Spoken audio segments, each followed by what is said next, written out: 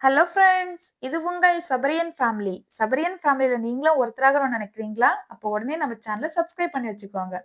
இன்னைக்கு நம்ம பார்க்கக்கூடிய ரெசிபி என்னன்னா, பாதுஷா தான் பார்க்க போறோம். இது வந்து தீபாவளி ஸ்பெஷலோட 3வது ஸ்வீட் ரெசிபி நம்ம சேனல்ல போட போறோம். கண்டிப்பா ட்ரை பண்ணி பாருங்க. அதுக்கு நான் ஒரு பவுல்ல 1 டம்ளர் அளவுக்கு மைதா மாவு எடுத்திருக்கேன். கூடவே பார்த்தீங்கன்னா, ஒரு 1/4 டீஸ்பூன் அளவுக்கு பேக்கிங் பவுடர் ஆட் பண்ணியிருக்கேன். ஆப்ப சோடா கிடையாது, பேக்கிங் பவுடர். ஒரு 2 பிஞ்ச் அளவுக்கு சால்ட். நம்ம சமையலுக்கு சேர்க்கக்கூடிய சால்ட் சேர்த்திருக்கேன். 2 டேபிள் ஸ்பூன் அளவுக்கு கெட்டியான தயிர். ரொம்பவும் புளிக்காத தயிரா பார்த்து எடுத்துக்கோங்க.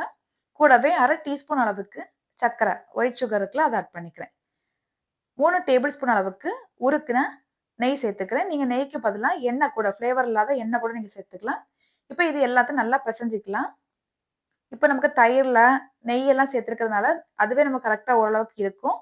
தேவைப்பட்டுச்சுன்னா கொஞ்சம் பால் கூட சேர்த்துக்கலாம். நான் இன்னைக்கு 2 டேபிள் ஸ்பூன் அளவுக்கு மட்டும் தான் தண்ணி தேவைப்பட்டுச்சு. அத சேர்த்து நல்லா வந்து ரொம்ப டைட்டாவும் பெசையக்கூடாது. ரொம்ப லைட்டாவும் பெசையணும்னு கிடையாது. ஓரளவுக்கு நம்ம பெசஞ்சுக்கணும். இப்போ உங்களுக்கு எடுத்து காமிக்கிற மாரி இந்த மாரி லேயர் லேயரா இருக்கும். இது மாதிரி நமக்கு இருக்கணும். ரொம்ப டைட்டாலாம் பெசஞ்சிடக்கூடாது. இப்ப இது வந்து ஒரு 10 டூ 15 மினிட்ஸ் இருக்கட்டும். அதுக்கு முன்னாடி நம்ம சுகர் சிரப்லாம் ரெடி பண்ணிட்டு வந்துரலாம். அதுக்கு வந்து ஒரு பாத்திரத்துல அடுப்புல வச்சிருக்கேன். 1 கப் மைதா மாவு எடுத்ததுனால 3/4 கப் நான் சர்க்கரை எடுத்திருக்கேன். நீங்க தேவைப்பட்டுச்சா 1 டம்ளர் கூட ஒரு ஃபுல்லா வந்து 1 கப் எடுத்துக்கலாம். எனக்கு ரொம்ப ஸ்வீட்டா இருக்குன்னு சொல்லிட்டு தான் நான் 3/4 டம்ளரே எனக்கு ரொம்ப ஸ்வீட்டா இருக்கு. நீங்க வேணும்னா அதிகமா எடுத்துக்கோங்க. ஒரு 1/4 டம்ளர் அளவுக்கு தண்ணீ சேர்த்து இது நல்லா வந்து உருகட்டும். இப்ப நல்லா கொதிக்குது. இது வந்து ஒரு கம்பி பதம் வரணும். அதான் நமக்கு கரெக்ட்டான பதம் இது. இந்த அளவுக்கு நமக்கு வந்துச்சுன்னா போதும். அடுப்ப ஆஃப் பண்ணிரலாம்.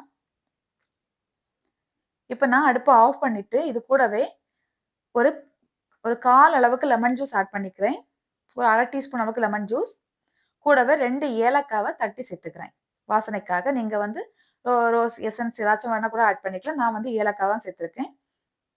இப்ப பாருங்க கிட்டத்தட்ட ஒரு 10, 15 நிமிஷம் ஆயிருக்கும் நமக்கு. இந்த டைம்ல மாவ இன்னொரு வாட்டி எடுத்து பெசஞ்சுட்டு, நமக்கு எந்த அளவுக்கு பாதுஷா செய்ய போறோமோ, அந்த அளவுக்கு மாவு வந்து எடுத்துக்கோங்க. கொஞ்சம் சின்ன சின்னதாவே செஞ்சுக்கலாம். ஏன்னா சுகர் சிரப்லாம் நம்ம கொஞ்சம் கம்மியா தான் ரெடி பண்ணி வச்சிருக்கிறதுனால, நம்ம கரெக்ட்டா வந்து சின்ன சின்னதா போட்டா தான் நமக்கு கரெக்ட்டா இருக்கும்.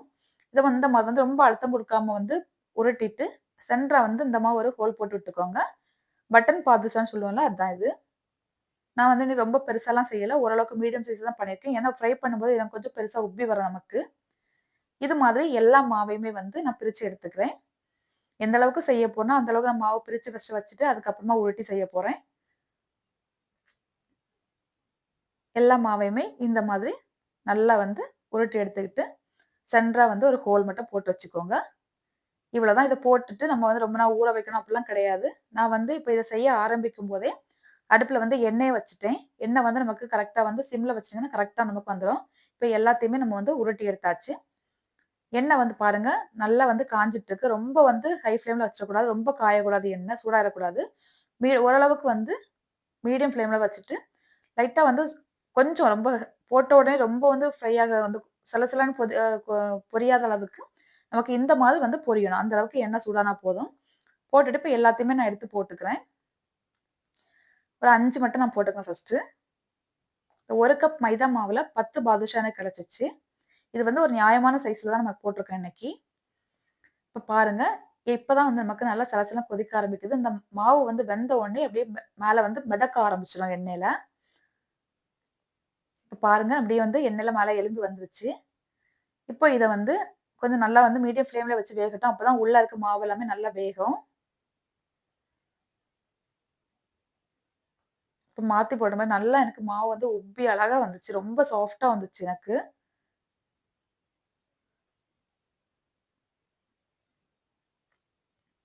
நம்ம அந்த சர்க்கரை சேர்த்ததுனால கலர் கொஞ்சம் நல்ல கலர் கிடைக்கும் நமக்கு. இப்ப பாருங்க நல்லா வந்து எல்லாமே நல்லா ஃப்ரை ஆயிடுச்சு. இந்த டைம்ல நம்ம இத எடுத்து சுகர் சிரப் ரெடி பண்ணி வச்சிருக்கேன்ல, அந்த சுகர் சிரப்ல வந்து சேர்த்துக்கலாம். பாருங்க நல்லா பால் மாதிரி உப்பி வந்துருச்சு எனக்கு.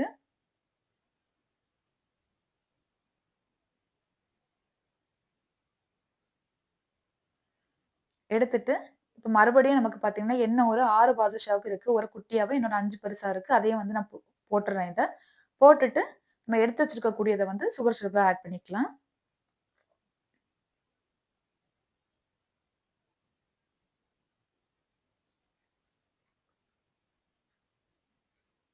ரொம்ப ஈஸியான ரெசிபி.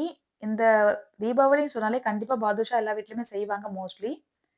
இப்போ சுகர் சிரப்ல போடுறேன். சுகர் சிரப் வந்து பார்த்தீங்கன்னா, ஓரளவுக்கு சூடா இருக்கணும். ரொம்ப ஆறிடக்கூடாது. இப்ப இத வந்து அப்படியே ஒரு 10 நிமிஷம் மட்டும் அது அப்படியே ஊறட்டும்.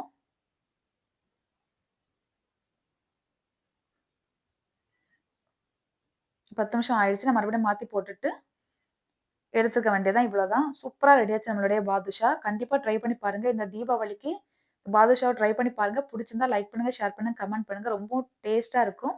குழந்தைங்க எல்லாருக்குமே பிடிக்கும். ஒரு கெஸ்ட் வராங்கன்னா கூட இது ஸ்பீடா வந்து செஞ்சு கொடுக்கக்கூடிய ஒரு ரெசிபி. Thank you.